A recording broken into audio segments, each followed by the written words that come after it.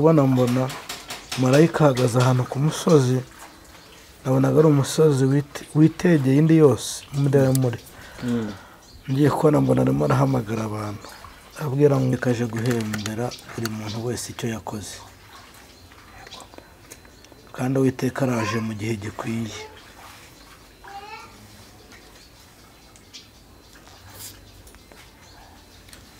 Ngo birabaye birabaye we birabaye, amagambo ashize ivuga we birabaye.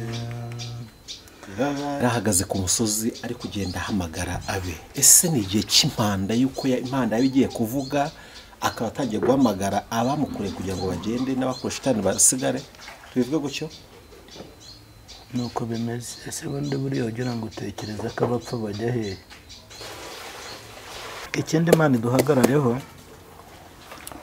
ni message ntanze, ariko message ya mbere niyo njye nari ntanze ivuga kuko Yesu aje gutwara, aje arimo ahamagara abe abakoze neza.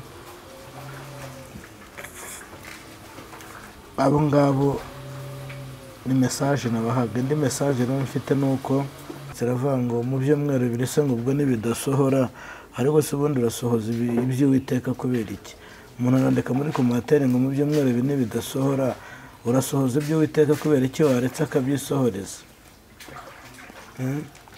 Ariko icyo nabwira abantu, message ndiho ntanga ubu ngubu, abantu nibase kwihana, abantu basenze bazi Imana, abantu bikomeyeho, abantu batsikamiye abandi, barya byita kuryamira. Buriya hari igihe umuntu ajya avuka akavuka ari bari impanga, none bakajya babwira umwe ngo yarakuryamiye. Uruzi ko ari abantu baryamiye abandi, hari abantu baryamiye abandi mu buryo bw'umwuka, hari abantu baryamiye abandi mu buryo bw'umubiri, babatsikamiye. Hari abantu bagahamagara ngo bize, turashaka bize bigiye ibi, bagenda bose se. Hazagenda rero abasenze. Nta njiji izahamagarwa, nta njijuki izahamagarwa, bose bazahamagarirwa rimwe, ariko abasenze nibo bazagenda.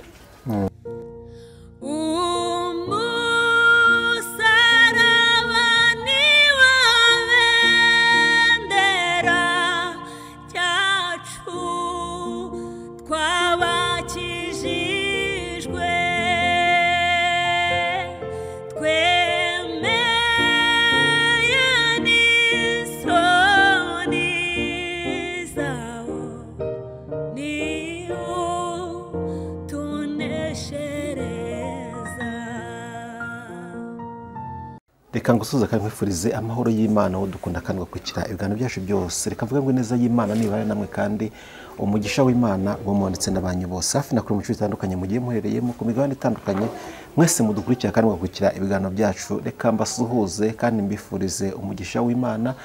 Imana ibagirire neza, bagomba kugirirwa neza, kandi Imana ibarengera, bagomba kurengerwa, bagomba gutabarwa, Imana ibatabe. Kavuga ngo Imana ibumvire kandi Imana ibagirire neza mu izina rya Yesu Kristo. Ndi kumwe na Eric Mugabe, tugiye kubana muri kano kanya umukozi w'Imana. Imana yagurukije muri kino gihe nk'iki ngiki kugira ngo mukoreshe iby'ubutwe mu gihe nk'iki ngiki. Reka tumuhe ikaze, tugwahe ikaze umukozi w'Imana. Ndakoze cyane, Yesu waho umugisha cyane. Ntabwo ukunda kwitwa umukozi w'Imana, umwana w'Imana nawe. Icyo wanyita cyose bizasobanurwa niyaguhamagaye. Neza bisobanura. Muri iki gihe buri wese hari igihe abantu bavuga ngo ngewe ngo nakorera Imana ngo ni umukristo, ariko buriya igihe cy'urubanza nibwo Imana izaca imanza, umuntu akagaragarizwa ibyo yakoreye. Ariko mu gihe Imana itaraca urubanza umuntu ashobora kwihamiriza nanone. Kuri we wihamiriza gute rero? Muri ibyo rero ngo twemezwa n'iki ko tuzagera mu ijuru avuga ngo ni umwuka wihoraho.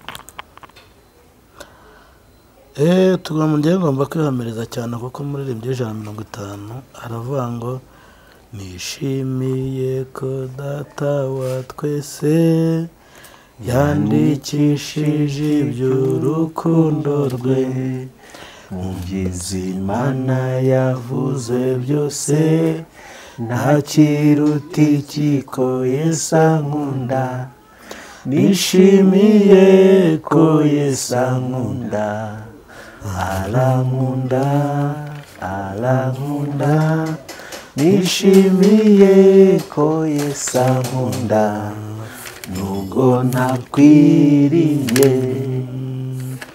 kandi kinzobye nkamushavuza nareka kunkunda ntakwiriye kandi kinsubizaho Yesu ari cyane no kwibuka urukundo rwe nishimiye ko Yesu ankunda arankunda arankunda nishimiye ko Yesu ankunda nubwo ntakwiriye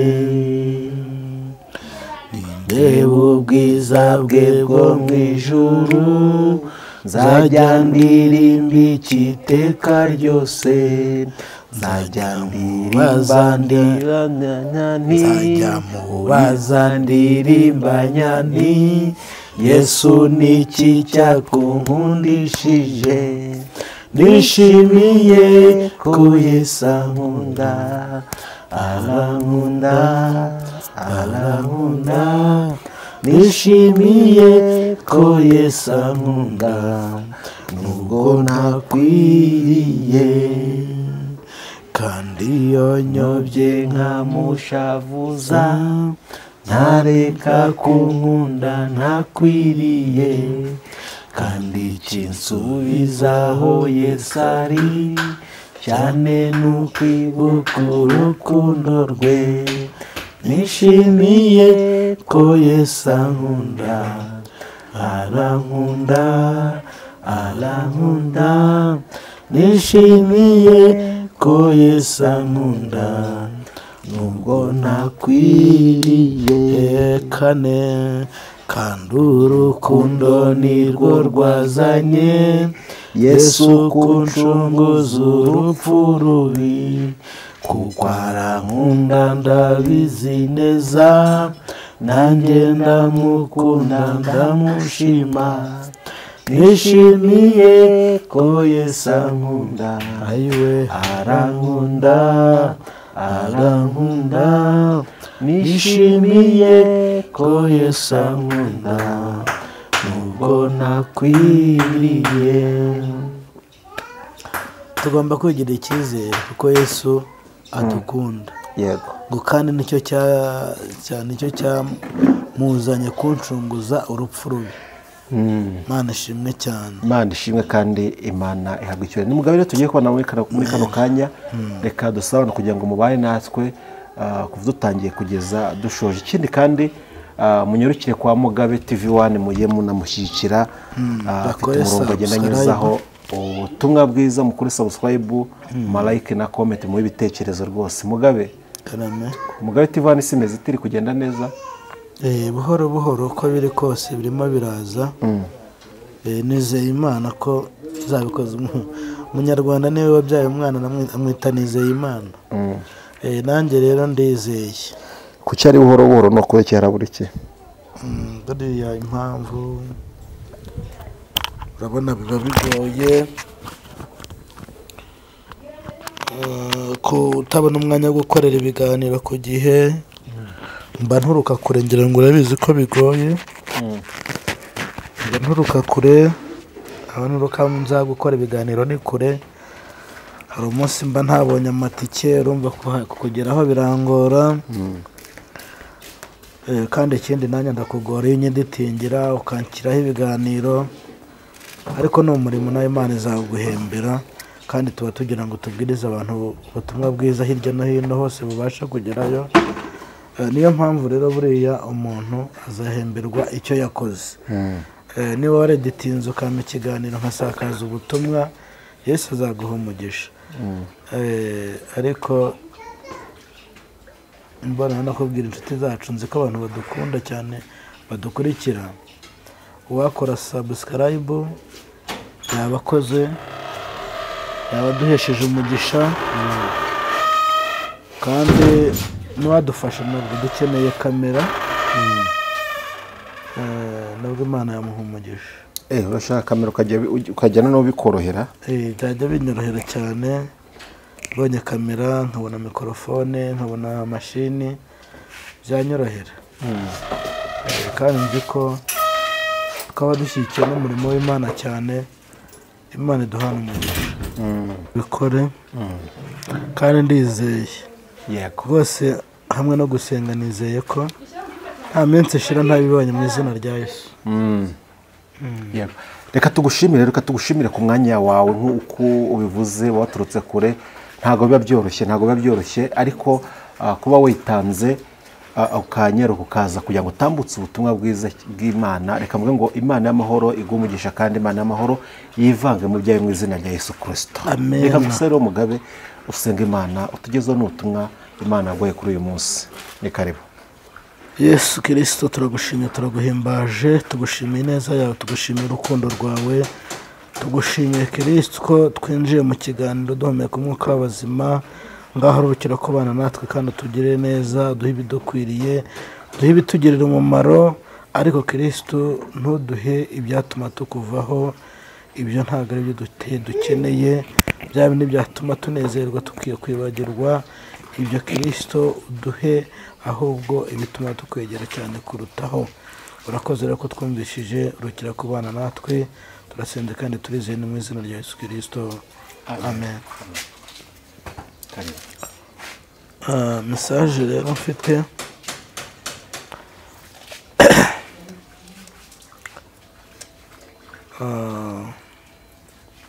ntabwo navuga ngo ni mbi cyangwa ni nziza,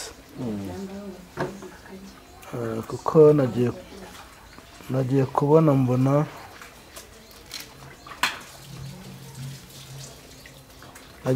mbona marayika ahagaze ahantu ku musozi. Nabonaga ari umusozi witegeye indi yose muremure. Ngiye kubona mbona arimo arahamagara abantu, abwira ngo abanjye yemwe abanjye, yemwe abanjye ndabahamagaye nimuze.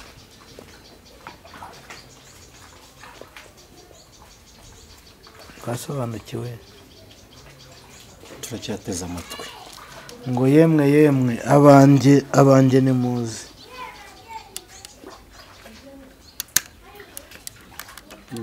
Hari abantu bakoze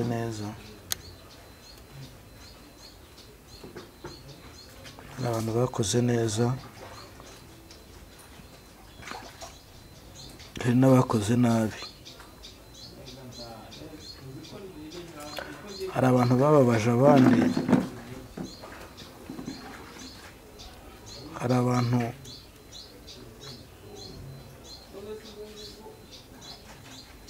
bababariye abandi, hari n'abatarababariwe. Icyo ngira ngo nkubwire rero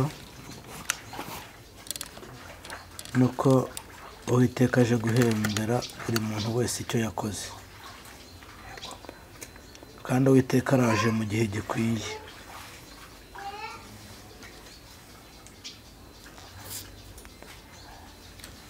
Ngo birabaye we, birabaye, amagambo ashize ivuga we, birabaye we, birabaye, amagambo ashize ivuga we, birabaye. Ariko ni birabaye cyangwa ni karabaye?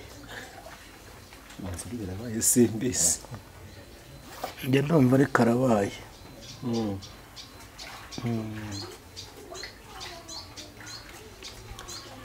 Marayika yarahagaze ku musozi ari kugenda ahamagara abe. Ese ni igihe cy'impanda yuko impanda yawe igiye kuvuga, akaba atangiye guhamagara abamukoreye kugira ngo bagende n'abakoshitani basigare? Tubivuge gutyo?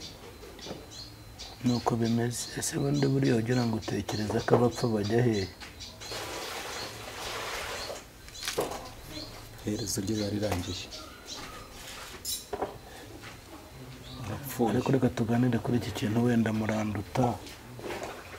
Mwanasomye Bibiliya murayizi. ubundi njye mbona imperuka y'umuntu ari urupfu, ahubwo hazabaho umuzuko. Niko tubyemeranwa ra? kubyemera turabyemera mu muco. iyo umuntu apfuye kuko ikuzimu nta mirimo nta migambi, ni ukuvuga ngo umuntu wapfuye iherezo rye riba ryageze, ahubwo aba ategereje umuzuko w'abapfuye. kandi ntawe uzajya kwa data atari we umujyanye, Yesu atari we umujyanye. kandi nyuma y'urupfu hazabaho iki? umuzuko, urubanza. umuzuko n'urubanza. kandi nta muntu uzajya mu ijoro adanyuze hehe? urupfu. siko bimeze se? hari n'abazahindurwa, niko biri tubwira, batanyuze mu rupfu. Yesu azazara abanyakire, hari abantu bazabakiriho bazahinduka bahita basa nawe. bahita basa nawe. uzi ko wasanga turimo, ariko abo kugenda bo bagomba kugenda. nawe ntabwo uzapfa. nawe ntabwo uzapfa, Yesu azaza ugihari. ndumva aribyo byaba byiza. icyo ni icyifuzo cyawe? ni icyifuzo cyane. uzi ko ni Pawulo avuga ngo natwe bazaba bakiriho, nawe yishyiragamo kandi ngo natwe bazaba bakiriho ngo tuzahindurwa duse nawe, kandi yamaze kugenda. ubwo ntawe ugiye kuba nkawe, hajya ni Pawulo. ko byaba ari byiza. basi hari ahantu ko ntawe ujya ngo agarage tubwate ati hameze hatya. ariko biravuga ngo ufite ibyo byiringiro wese yiboneze nk'uko nawe aboneye.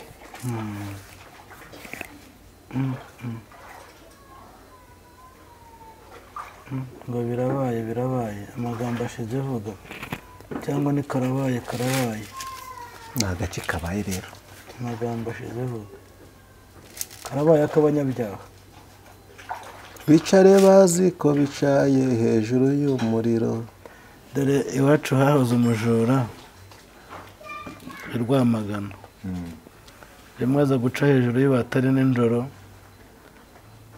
ageze ngo arakandagira muri parafo aramanuka, bayigwitiye ku gitanda hejuru y'umugore n'umugabo. abuze uko abagenzi arababwira ati nababwiye ko nzaza mbatunguye.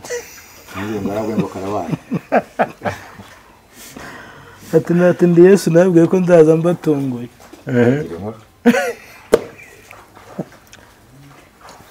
ariko njye numva abantu twakitegura, kandi kwitegura kwiza no kwiyeza, ukitunganya, ukiyeza imbere y'Imana, ukihana, kugira ngo kuko azaza ngatunguranye.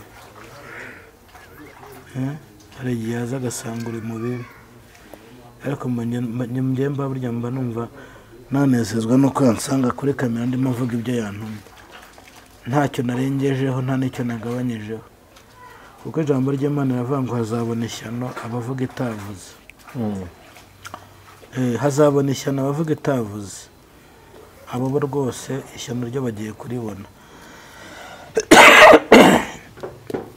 ikindi Imana iduhagarareho ni mesaje ntanze, ariko mesaje ya mbere niyo njye nari ntanze ivuga kuko Yesu aje gutwara, aje arimo ahamagara abakoze neza, abo ngabo ni mesaje nabahaga. indi mesaje rero mfite ni uko ataraza wakihana, mu gihe ataraza ngo umuboneshe amaso yawe, uretse ko mbikubwiye, wasenga ugasengera. sinzi n'uwanditse aravuga ngo mu byumweru bibiri se ngo ubwo nibidasohora, ariko se ubundi urasohoza iby'Uwiteka kubera iki? umuntu arandika muri komantere ngo mu byumweru bibiri nibidasohora, urasohoza iby'Uwiteka kubera iki waretse akabyisohoreza? ariko icyo nabwira abantu, mesaje ndiho ntanga ubu ngubu, abantu nibasengera. hari aho bita amanegeka, hari n'ahatari mu manegeka. naho amanegeka arahari, hari n'abatuye neza, ariko icyo nabonye ni uko waba uri mu manegeka waba utayarimo, ni ugusenga kugira ngo ibintu bibe maso. abantu banze kwihana, abantu basenze bazi Imana, abantu bikomeyeho, abantu batsikamiye abandi, barya byita kuryamira. Buriya hari igihe umuntu ajya akavuka ari bari impanga, noneho bakajya babwira umwe ngo yarakuryamiye. Uretse ko hari abantu baryamiye abandi, hari abantu baryamiye abandi mu buryo bw'umwuka, hari abantu baryamiye abandi mu buryo bw'umubiri, babatsikamiye, hari abantu bafite intimba ku mutima, hari abantu bafite intimba ku mutima. Umuntu akavuga ati runaka yarandogeye, runaka yaranyiciye. Hari abantu bafite intimba n'agahinda, ariko icyo ngira ngo nkubwire ni uko abantu bagira urukundo,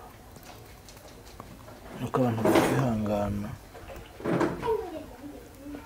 ni uko abantu bareka kurwanira iby'isi kuko barabisiga.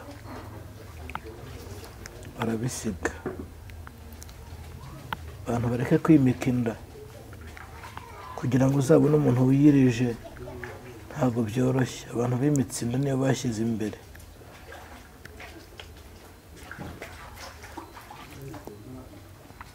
Ndabwira wowe ufite ibiryo urya buri mu gitondo, saa sita na nimugoroba, ubu se urya gutyo, urya utyo uzi ko hari abandi babwiriwe badafite uko babigenza. Ariko ntiwanavuga uti reka muhe n'iki kiro agenda ashyira abana, atekera abana. Mbese waranezerewe, wagezeyo wumva ko isi wayiguze cyangwa wayiranguye. Ndagira ngo nkubwire ngo ibyawe birakurangiranye. Yesu nabaho umugisha. Nizo mesaje nari mfite. Yego, urakoze cyane kuri mesaje utambukije. Mesaje yambavuze ko abantu bari guhamagarwa. Ese abari guhamagarwa uko wabonaga bitaba cyangwa bahamagarwa ntibitabe, kugira ngo nimba hari n'umuntu ukeneye kwitaba ashaka bitabaga cyangwa bari barangaye. Hari abitabye, ariko abandi babonaga ko bahinze umushyitsi. Babonaga ko hari abahinze umushyitsi babuze iyo bajya. Wari bwabone inzu nshya? Inzu warayibonye? Uri inzu ihiye, abantu bose babura aho bajya. Inzu ishobora no gushya uri mu nzu, ugashaka umuryango ukawubura kandi wari uzi aho uri. Harimo abari bameze gutyo rero. Nabonaga ahamagara nkabona umuntu arashaka guterura igikapu nk'iki ngiki, ariko bikanga. Kubera iki? Ubwoba cyangwa? Ubwoba. Mbese watura igikapu ujya hehe ntazi ko nta cyiza wakoze? Ese nibahamagara basenze, utarasenze azagenda? Azagenda wasenze. Mbese iyo batanze akazi bagahamagara ngo abize, turashaka abize bigiye ibi, bagenda bose se? Hazagenda rero abasenze. Nta njiji izahamagarwa, nta njijuki izahamagarwa, bose bazahamagarirwa rimwe. Ariko abasenze nibo bazagenda. Abasenze bayo warabatijwe se? Bayo warabatijwe.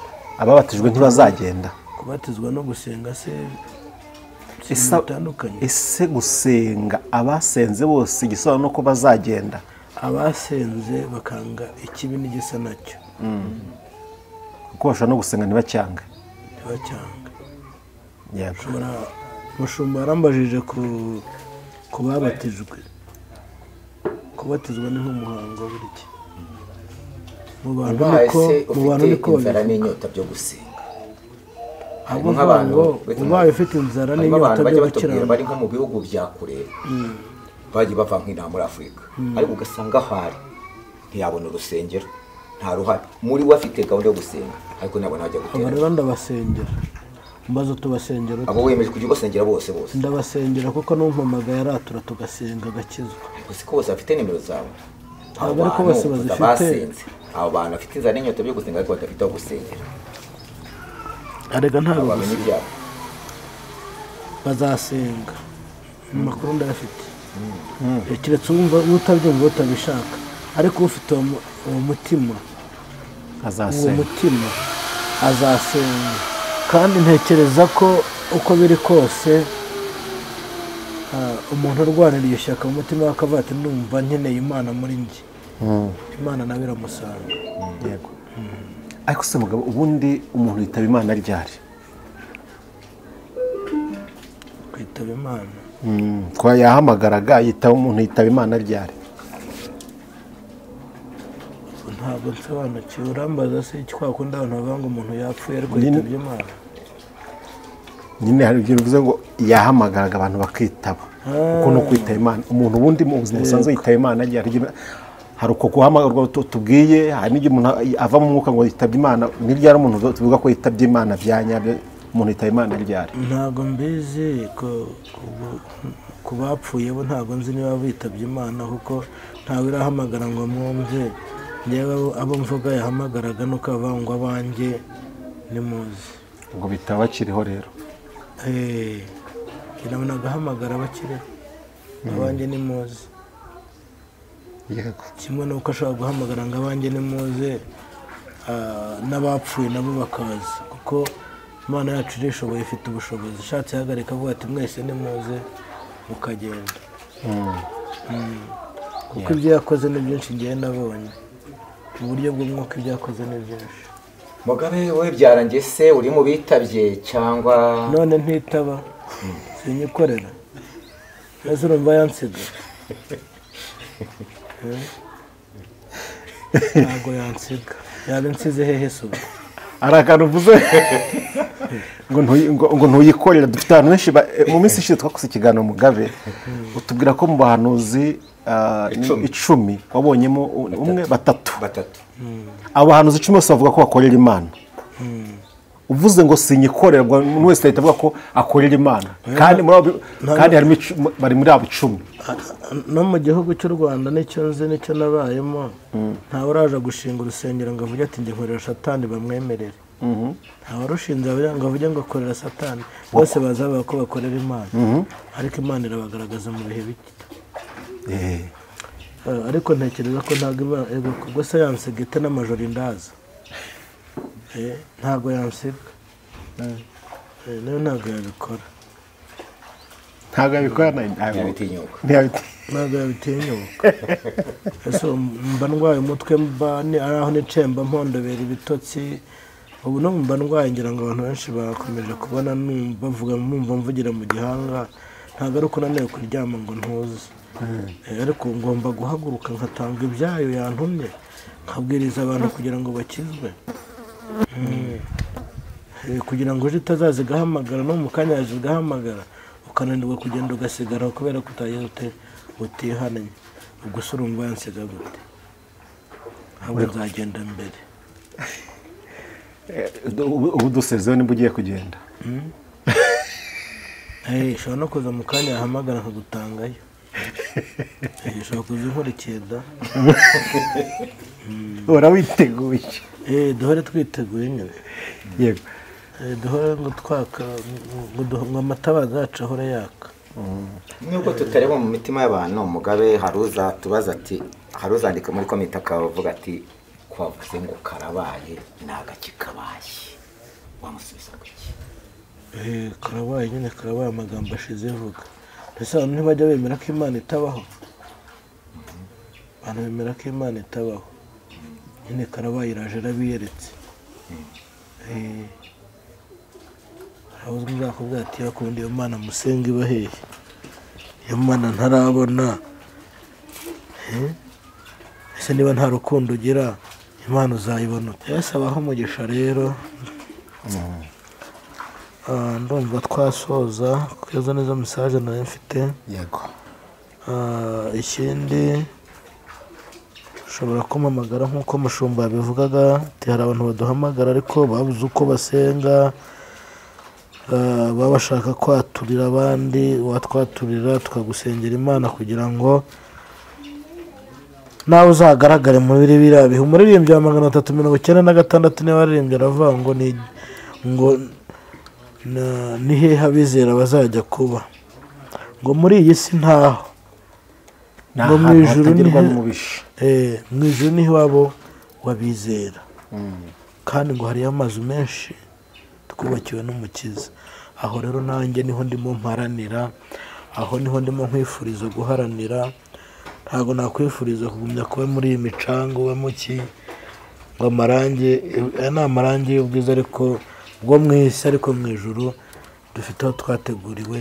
nubwo dushonje, nubwo tuburara tukabwirirwa, nubwo tutagira icyo kwambara, ariko mu ijuru byose biro biraduteganyirijwe. hariyo amazu meza, hariyo ibyo kurya, hariyo ibyo kunywa, ukarya ukanywa utiyushya kuya, ukambara utiyushya kuya, nta na minerevare zibayo, n'abantu bazigira ubuntu. hariyo n'amashuri. amashuri ntabwo ari amashuri ariyo aya yo mu isi. Imana izajya kwihera ubwenge, igihe bamwe isi tuyaharanira, ariko isi tuyirimo tugowe nuko abenshi batabizi.